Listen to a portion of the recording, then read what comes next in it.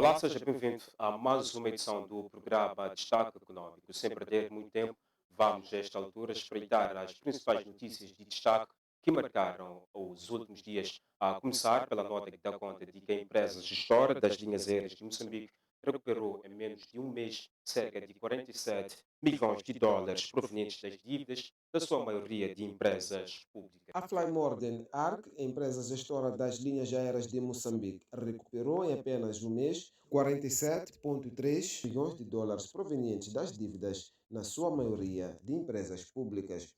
Ganhos encorajadores para o resgate de uma empresa pública considerada tecnicamente falida. O que é mais simples que pode-se falar é que alguns foi mesmo por cobrança a alguns clientes que em tempos ficaram muito tempo sem pagar e tivemos que fazer uma intervenção um pouco agressiva e conseguimos ter boa recuperação do valor para a companhia. Apesar dos números conseguidos, diz a empresa gestora que as linhas aéreas de Moçambique ainda não começaram a gerar lucros devido ao seu endividamento no mercado. A ação de lucros, provavelmente a LM pode não ter lucros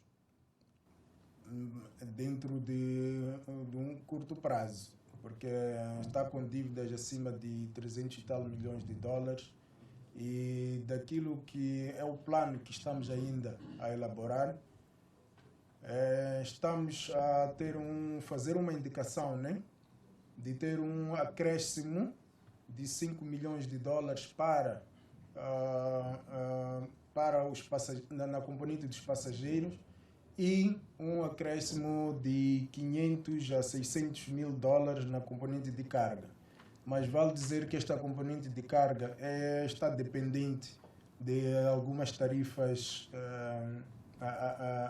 aeroportuárias e são conhecidas porque, a título de exemplo, alguém quer levar uma carga de 200 quilos, há cenários em que a tarifa do aeroporto sai mais caro do que a tarifa do próprio operador, que é a LM, a ter que levar o produto. Para já, se trabalha internamente para que as linhas aéreas de Moçambique operem no mercado aeroportuário de forma competitiva, com a abertura de mais rotas. Uma das coisas que consta do nosso plano é a reabertura dos hubs da Beira e dos hubs de Nampula.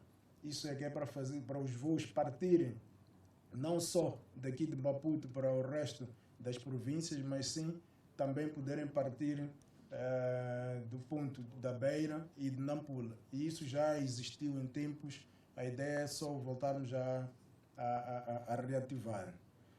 Em relação aos valores dos 47 milhões, não houve injeção pela parte do governo, que fique claro, porém também não vamos dizer lá muita coisa aqui, como dizia, em alguns aspectos e números que fazem parte do nosso contrato que não valerá, não tenho como neste momento poder anunciar. A nova dinâmica da companhia de bandeira será também sentida nas ligações intercontinentais. Das frotas que vamos abrir, ou melhor, reabrir algumas, para frotas intercontinentais, que nesse caso a primeira fase vai ser o Maputo-Portugal, depois as fases subsequentes vão ser Maputo-São Paulo, Maputo-Guanju, Maputo-Bombaí, Maputo-Dubai, mas isso vai ser em fase. Então, o melhor pitch, a melhor foto, só daqui a 3 meses, quando já tivermos terminado o plano feito e apresentado e também aprovado pelo governo, aí teremos mais dados para falar. De recordar que o novo gestor das linhas aéreas de Moçambique iniciou as atividades de revitalização da empresa em abril do ano em curso e o processo vai durar pelo menos 6 meses. Celebra-se a 29 de maio o Dia Mundial da Energia e é alusivo a esta data que a eletricidade de Moçambique reflete em torno dos desafios do setor, com foco na poupança de energia e expansão da rede elétrica. Celebra-se a 29 de maio o Dia Mundial da Energia e é no âmbito das celebrações desta data que a eletricidade de Moçambique realiza um workshop na cidade de Maputo, sob lema Eficiência Energética, versus disponibilidade de energia rumo ao acesso universal até 2030. O evento visa, em parte, refletir em torno dos desafios que caracterizam o setor, como o uso da energia limpa, bem como a economia deste recurso, numa altura em que a taxa de acesso doméstico é de 49%. Que esta reflexão esteja focada na inovação e busca de soluções, tendo como base a ciência, visando, em última instância, a adoção generalizada de práticas de poupança de energia elétrica e o incentivo ao uso de energias limpas e renováveis. Se todos pouparmos energia, adotando tecnologias e ações de baixo consumo, nomeadamente lâmpadas de baixo consumo ou até solares, construções arejadas e com acesso a muita luz, teremos capacidade adicional para expandir a rede elétrica nacional para todo o país, lembrando que, neste momento, a taxa de acesso doméstico é de 49% e, para garantirmos o acesso universal até 2030, há muito trabalho por realizar, pelo que todos podemos contribuir para que tal aconteça. A Eletricidade de Moçambique recomenda uma série de medidas que podem ajudar os seus clientes a poupar energia, numa altura em que a empresa tem vindo a registrar muitos casos de roubos, tendo esta sido lesada até então em mais de $1 milhão só no primeiro semestre. Porque as perdas têm a ver também com os consumos que são elevados, têm a ver com aquilo que é a capacidade que os moçambicanos têm de pagar esta energia e acaba resultando em situações, digamos, impróprias. Então, se nós pouparmos energia, se nós, cada vez que ligarmos uma lâmpada, desligarmos, se todos aqueles sítios onde não tem ninguém, a gente desligar as lâmpadas, trocarmos as lâmpadas de baixo consumo, portanto, as lâmpadas incandescentes, que parecem baratas para quem compra, mas depois vai pagar com a fatura. Nós estaremos a poupar energia, estaremos também a poupar aquilo que é a nossa fatura no fim do mês. Como eu dizia, os números não estão a aumentar, portanto a EDM perde todos, portanto, já vamos para o primeiro semestre e os números já andam em cerca de $1 milhão de perdas de vandalização e todos os dias, praticamente todos os dias temos um transformador vandalizado a nível do país todo. O setor privado acredita que a infraestrutura do setor de energia em Moçambique melhorou bastante e, de acordo com o empresário do ramo, Munir Sakur, com o tempo o país poderá superar os padrões internacionais. Contudo, ainda há muito trabalho por se fazer. Já estamos a mudar muitas coisas e, como diz muito bem, a infraestrutura estamos um pouco, não com aquele demand que nós precisamos, mas vai vir o tempo que nós vamos superar todos os padrões internacionais que nós precisamos no mundo de energia, particularmente nossa pátria Moçambique, já está a dar passos como regras internacionais mandam, como certificados internacionais mandam. Nós, como setor privado, estamos muito positivo e temos que continuar mais porque temos a volta de 32 milhões de habitantes, ainda estamos à volta de 40% de moçambicanos têm energia, ainda falta muito para trabalhar, para chegar energia para todos. Munir Sakur afirma que o setor privado está, neste momento, a estudar mecanismos eficientes de produção, distribuição e exportação de energias renováveis no país. A CTA já começou a preparar a 18ª Conferência Anual do Setor Privado, a ter lugar de 21 a 23 de junho. O evento vai juntar empresários nacionais e internacionais. Moçambique organiza no mês de junho próximo a 18ª edição da Conferência Anual do Setor Privado, evento que irá discutir o atual cenário econômico no país e as estratégias a serem adotadas para as melhorias.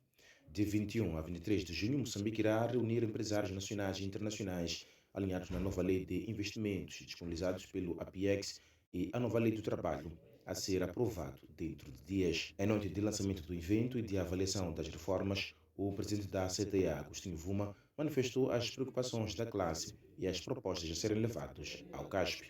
Tendo em conta esta linha de ver mais o dinamismo do coronário, levamos para a conferência propostas concretas da carteira de investimento do setor privado, onde esperamos ouvir do nosso governo medidas concretas daquilo que se oferece fazer para juntos caminharmos com o objetivo de fazer deste programa um verdadeiro modus de desenvolvimento.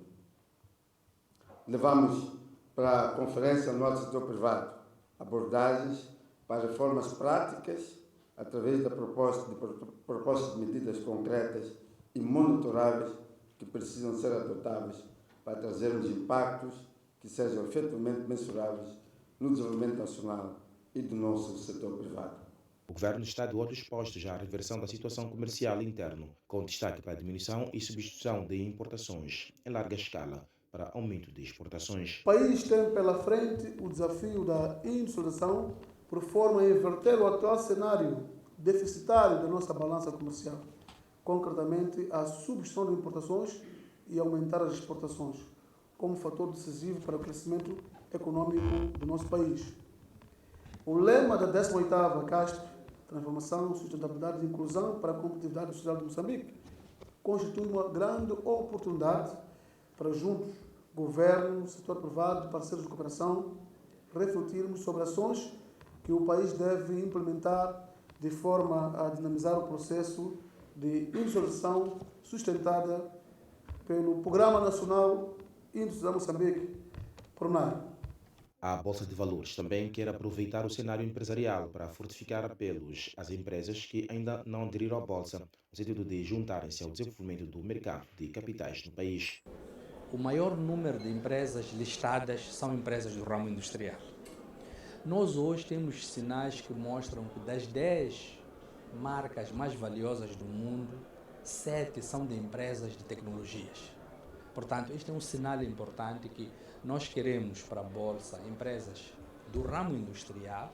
A indústria transformadora, a indústria manufatureira é muito importante para o desenvolvimento econômico inclusivo do país e, obviamente, para o desenvolvimento do mercado de capitais e a Bolsa de Valores. Queremos também empresas do setor financeiro, bancos, seguradoras, empresas que são concessões empresariais, empresas ligadas ao agronegócio, por exemplo. Nós não temos ainda nenhuma empresa do agronegócio listada em bolsa, empresas da área da tecnologia, da área dos serviços, da área do turismo. A presente 18ª edição do CASP é sob o lema Transformação, Sustentabilidade e Inclusão para a Competitividade Industrial. Já o setor do turismo na CTA garante que a 18ª edição da CASP será uma oportunidade de negócios para o setor hoteleiro. Serão 3 dias de debates econômicos entre os empresários nacionais e internacionais a participarem de 21 a 23 de junho próximo na 18ª Conferência Anual do Setor Privado e são esperados mais de 3.000 participantes provenientes de diversos locais. Para o presidente do Pelour do Turismo na CTA, Mohamed Abdullah, o evento constitui uma oportunidade de negócios para os operadores turísticos e não só, e o setor irá também prestar atenção nas várias linhas de investimento que poderão sair do encontro. Está ansiosa para esse aspecto, com tudo preparado e de modo a não só a prestar um melhor serviço, mas também de modo a capitalizar esta vinda destas instituições e os representantes delas e também, sem dúvida, vários projetos. Eu até diria mais, tudo aquilo que aqui se focou, em algum momento vai escoar no turismo, sejam investimentos na área da agricultura, na área da energia, mas concretamente falando nos investimentos na área do turismo, sem dúvida que haverá, a partir do momento que o país tem esta posição de abertura, haverá sem dúvida investimentos para o setor do turismo. Após a revitalização do setor do turismo devastada pela Covid-19, neste momento há necessidade de investimentos paralelos para mais melhorias. Agora o setor precisa daqueles investimentos paralelos, não é? A questão da melhoria da estrada nacional, a questão da melhoria das conectividades. Assistimos agora também a esta decisão que o governo teve no sentido de dar uma nova gestão ou uma capacitação maior à atual gestão da ELAM. Portanto, tudo isso penso que são veículos que o turismo precisa para crescer e para de facto ser aquilo que é o potencial que o turismo tem em Moçambique. A presente 18ª edição do CASP é sob o lema Transformação, Sustentabilidade e Inclusão para a Competitividade Industrial. Vamos, a esta altura, olhar para a análise econômica dos principais temas que trazemos em um programa junto ao analista econômico Sérgio Costa. Para começar, iremos falar em torno da sugestão deixada pelo primeiro-ministro, que diz que as pessoas devem ir viver em zonas onde a vida é melhor. Por outro lado, iremos falar dos ganhos que Moçambique pode vir a ter com a NH detendo cerca de 40% de participação no bloco de Angola. Falando sobre as perspectivas do crescimento econômico durante uma palestra com estudantes universitários na cidade de Maputo, o primeiro-ministro Adriano Maleano sugeriu que as pessoas optassem por viver em lugares onde consigam se autossustentar sem dificuldades. Segundo o primeiro-ministro, as pessoas dizem que o custo de vida é alto e o governante reconhece. No entanto, este afirma que não estamos em uma ilha, pelo que, no seu entender, diante das dificuldades, cada um deve viver onde tem o mínimo de oportunidades. Maleano diz ainda que, a partir do Instituto Nacional de Estatística, o governo está a criar os índices de preço de todas as províncias e é com base nisto que este poderá ter indicadores para também encontrar oportunidades.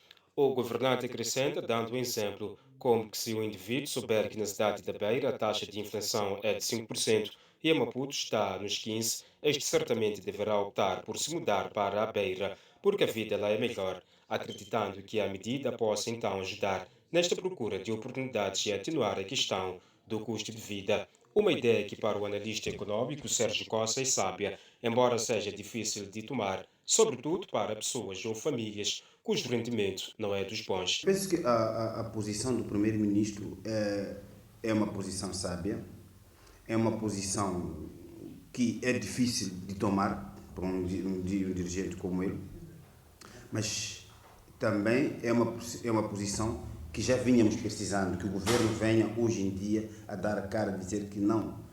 É preciso que os jovens comecem a buscar outras alternativas e não só se focar nas grandes cidades como Maputo, Beira, Nampula, Quelimane e por em diante. Começar a buscar alternativas, mesmo nos distritos, nos centros de produção, criar outras alternativas de ganho das suas vidas. Diante do palpite, Sérgio Costa afirma que seria viável que o governo começasse a criar incentivos que atraiam jovens a lugares cujas oportunidades são acessíveis para todos. Não vamos dizer que os jovens, sim, procurem alternativas, vão aos distritos, por exemplo, vão às localidades. É preciso que se crie alguns incentivos, alguns mecanismos de atração dos jovens. Porque isso é para levar os jovens, por exemplo, daqui de Maputo e levá-lo, colocá-lo, quiçá, em Macuacua, por exemplo. Falo de Macuacua, que tem ligações à terra, conheço muito bem, mas também sei que não há nada de atrativo para um jovem. Agora, é verdade que nós precisamos descongestionar a cidade. Então, se calhar é a altura que, ao invés de convidarmos os jovens a saírem das grandes cidades para esses centros urbanos, essas zonas periféricas das cidades, comecemos também a criar alguns incentivos através de investimentos básicos como infraestruturas, escolas, melhores vias de acesso e por aí em diante. Só aí é que nós poderemos ter jovens com alguma motivação de ir viver. Porque se tu vais tirar um jovem que nasceu em Maputo, vais colocá-lo numa zona que não tem energia, não tem água, não tem vias de acesso, não tem eletricidade, não tem água, a própria residência é precária. É difícil. O que vai acontecer é que as pessoas vão se formar, vão continuar aglomeradas aqui na cidade de Maputo. Então, é preciso que o governo, sim, crie mecanismos que atraiam jovens a saírem das grandes cidades. A Empresa Nacional de Hidrocarbonetos, a ENH, conseguiu 40% de participação no bloco de Angola e prevê-se que o contrato seja assinado entre junho e julho deste ano. A informação foi avançada pela administração da própria Empresa Nacional de Hidrocarbonetos. De visita à ENH, a Comissão do Plano e Orçamento foi buscar mais elementos que vão sustentar a aprovação da lei que cria o Fundo Soberano.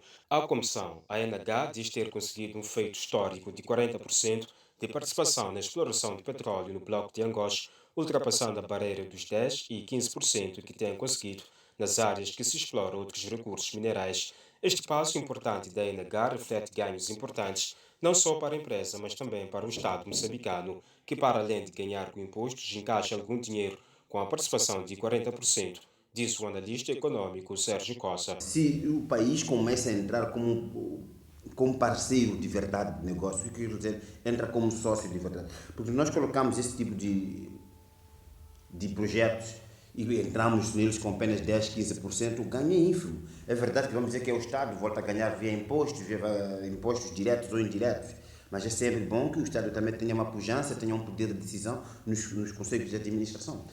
Quando hoje a ANH parece a dizer que já consegue ter 40%, isso é muito bom, está de parabéns a ANH, está de parabéns o Estado moçambicano, e é exatamente essas práticas que devemos continuar a ter como país, devemos incentivar o Estado moçambicano a segui-las. Esta conquista é para o analista econômico Sérgio Costa um exemplo de como o Estado deve lidar com questões de contratação de empresas para a exploração dos recursos naturais no país, tendo em conta que estes são esgotáveis. Por que é importante que hajam ganhos, haja esse nível de comparticipações?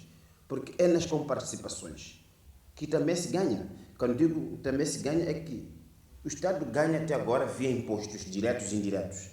Mas se entrar como acionista e de peso, no fim do exercício econômico tem uma margem também de 40% de lucro sobre aquelas áreas de exploração. Então, é aí que o Estado moçambicano tem que começar a interagir e não simplesmente colocar os nossos recursos à mercê de organizações internacionais que a gente, infelizmente, por falta de capital, acabamos entregando as nossas riquezas a preços não muito bons, mas se calhar não melhor negociados.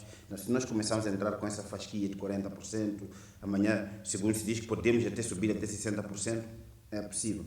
Tudo é possível, desde o momento que a gente cria uma base sustentável de negociação, que a gente diga, os recursos são nossos, se querem explorar este e aquele requisito, e que nós sejamos frágeis. Se nós não temos capacidade, vamos buscar ser especialistas em negociações, especialistas em resolução desse tipo de mecanismo. Mas o que não deve continuar a acontecer são estas parcerias em que o Estado fica com 5%, 10%, 15% do nosso ouro, de um recurso não esgotável e de um recurso até certo ponto que é a nossa galinha dos ovos neste momento. Pois bem, damos continuidade com o nosso programa. A Ministra do Trabalho e Segurança Social, Margarida Talapa, inaugurou nesta segunda-feira um novo edifício do INSS na zona de Chinavale. O mesmo é avaliado em cerca de 10 milhões de meticais. O novo edifício distrital do Instituto Nacional de Segurança Social, inaugurado esta segunda-feira no distrito de Chinavale, na província de Maputo, foi construído num período de 10 meses e custou ao INSS mais de 10 milhões de meticais. O empreendimento, que ostenta o novo modelo concebido pela instituição, foi projetado num espaço de 300 metros quadrados e vai beneficiar os mais de 266 mil residentes do distrito que percorriam até a sede para o efeito. Para a Ministra do Trabalho e Segurança Social, Margarida Talapa, a quem coube a tarefa de presidir a inauguração, esta é uma das apostas do governo no presente quinquenal e que passa a assistir 83 empresas e 8.200 trabalhadores, sendo alguns a conta própria e 1.000 pensionistas. Com a construção dos postos de atendimento, pretendemos aproximar cada vez mais os serviços que prestamos aos utentes e esta atividade subscreve-se no contexto da materialização do programa quinquenal do Governo, no que diz respeito à criação de facilidades de acesso aos serviços públicos aos utentes. Na verdade, esta é uma das apostas do Presidente da República de Moçambique, Sua Excelência Filipe Jacinto Nyusi, e do Governo de Moçambique, visando aproximar cada vez mais os serviços públicos ao cidadão. Com efeito, Atualmente, os desafios do setor têm a ver com a baixa contribuição por parte das empresas, que muitas das vezes descontam aos trabalhadores, porém não encaminham ao sistema. Neste sentido, apelamos aos empregadores a canalizarem regularmente ao INSS os descontos feitos nos salários dos seus trabalhadores e aos trabalhadores por conta própria a aderirem e a canalizarem regularmente ao sistema das respectivas contribuições. Esperamos que esta infraestrutura seja melhor conservada, por forma a dignificarmos o investimento aqui feito, porque ela é o fruto de contribuições provenientes do esforço individual e coletivo dos trabalhadores e empregadores. Ouvimos aqui a intervenção do pensionista quando dizia que o INSS é pertença deles, e é uma realidade. O dinheiro que investimos na construção destas obras é fruto da contribuição do trabalhador e do empregador. O governo local está convicto de que, com a implementação do novo edifício, o distrito vai desenvolver ainda mais o seu perfil, que é a produção da cana-de-açúcar. Para nós, este edifício aqui em Chinavane, onde o grande símbolo é a açucareira de Chinavane, é um açucar muito grande. Significa que a indústria do açúcar tem que se manter viva e forte. Mesmo com as cheias que nos afetaram, não queremos que a indústria mora, a indústria caia. Queremos mais trabalhadores a produzirem por Moçambique. Nós, como Maputo Província, garantimos a produção anual de cerca de 200 mil toneladas de açúcar. São mais de 10 mil trabalhadores nesta indústria.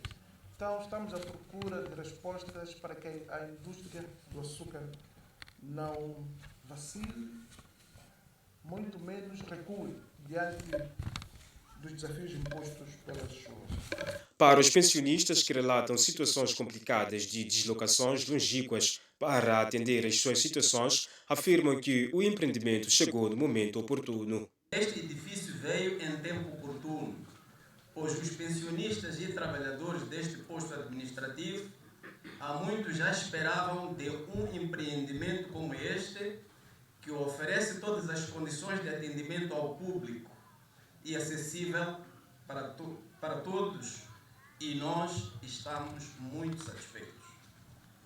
A informatização do sistema de segurança social é uma realidade e foi oportuna, uma vez que aliviou a situação penosa que nós, pensionistas do Instituto Nacional de Segurança Social e demais utentes, passávamos com as longas filas e a deslocar-se à sede do distrito. Ainda este ano serão construídas mais delegações ao nível da província de Maputo, com destaque para o edifício distrital de Maracuene e no bairro da Machava, no município da Matola. Entretanto, o setor das alfândegas na província de Badica perdeu cerca de 10 milhões de meticais devido à fuga ao fisco. A informação foi avançada na Beira pelo diretor das alfândegas de Moçambique em Sofala, Dionísio Chivambo. Em geral, quanto ao material informático são mais de 4 milhões de meticais, para o combustível é 1 milhão e 200 e para as cervejas são quase 2 milhões e 500. Totalizando são nada mais nada menos que 10 milhões que foram lesados ao Estado moçambicano.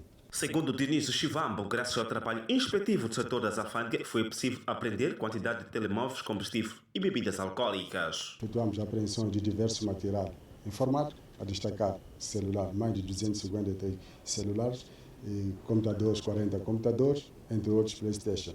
Esse é um trabalho de rotina da equipe de fiscalização. Aliás disso, tivemos a apreensão há dias junto do porto de pesca de combustível de mais de 10 mil litros de gasóleo, fruto do contrabando de combustível naquele porto. A mercadoria saiu do porto de uma gasolineira adstida aqui a este porto, dirigiu-se para abastecer uma certa embarcação.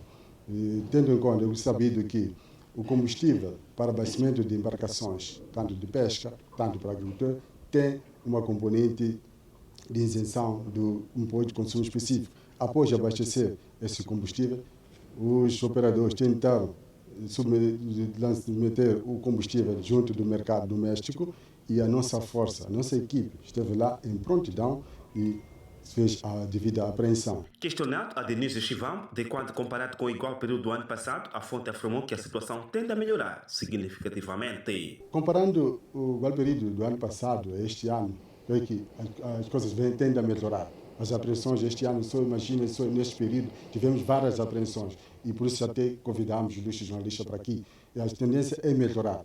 Melhoramos muito. Na mesma ocasião, a fonte apelou aos comerciantes e não só a não comercialização de bebidas sem o selo de controle fiscal. Como podem ver as imagens, estamos aqui e apreendemos mais de 2.500 caixas de cervejas diversas sem o selo de controle fiscal.